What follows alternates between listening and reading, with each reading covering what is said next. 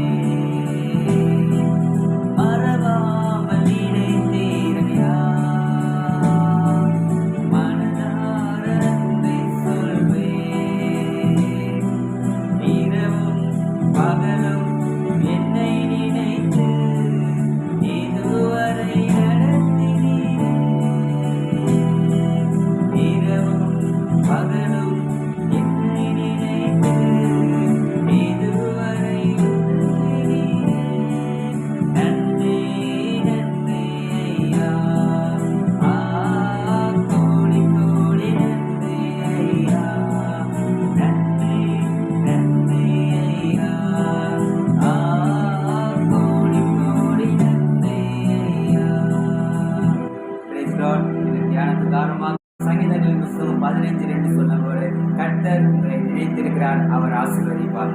யாரெல்லாம் ஆண்டவர் நோக்கி எங்களை யாரும் நினைக்கல என்று கவலையோடு கண்ணீரோடு இருந்தாலோ, கர்த்தர் இந்த காரியம் நடக்கல என்று நீங்க சொல்லியிருந்தாலோ, கர்த்தர் உங்களை பார்த்து சொல்லியிருக்கார். உங்கள் நினைவுகள் எல்லாம் கர்த்தர் அவர் அறிந்திருக்கிறார். இந்த வார்த்தை கொண்டு கர்த்தர் உங்களை ஆசீர்வதிப்பாராக.